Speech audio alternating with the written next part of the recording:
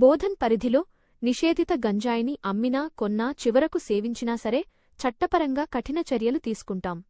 మాదకద్రవ్యాల నివారణకు మా పోలీస్ యంత్రాంగం ఉక్కుపాదం మోపుతుంది.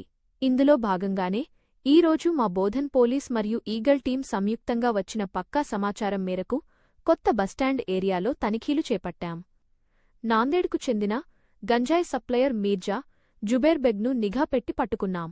అతన్ని విచారించగా బోధన్కు చెందిన ధనుష్ ఈ నెల 11న గంజాయి కేసులో అరెస్టయి ప్రస్తుతం జైల్లో ఉన్నాడు. తోపాటు ఇక్కడి మరికొంతమందికి ఇతను గంజాయి సరఫరా చేస్తున్నట్లు ఒప్పుకున్నాడు. నాందేడ్లో 1 కేజీ 660 గ్రాముల గంజాయిని ఈ జుబేర్ ధనుష్కి అమ్మినట్లు విచారణలో తేలింది. ఈరోజు కొత్త బస్టాండ్ దగ్గర జుబేర్ దొరికిన సమయంలో అతని వద్దనుంచి 110 గ్రాముల గంజాయిని స్వాధీనం చేసుకుని సీజ్ చేసి అతన్ని రిమాండ్కు తరలించాం. ఈ ఆపరేషన్లో ప్రతిభ కనబరిచిన మా పోలీస్ సిబ్బందిని, నిజామాబాద్ ఈగల్ ఆర్ఎన్సీసీ టీంను కమిషనర్ గారు ప్రత్యేకంగా అభినందించారు. పౌరులందరికీ నేను స్పష్టంగా విజ్ఞప్తి చేస్తున్నాను.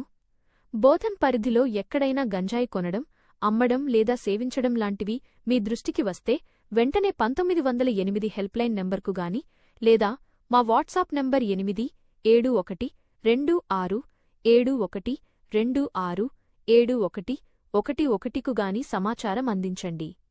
సమాచారం ఇచ్చిన వారి వివరాలను పూర్తిగా గోప్యంగా ఉంచుతాం. మాదకద్రవ్యాల రహిత సమాజం కోసం ప్రతి ఒక్కరూ సహకరించాలి.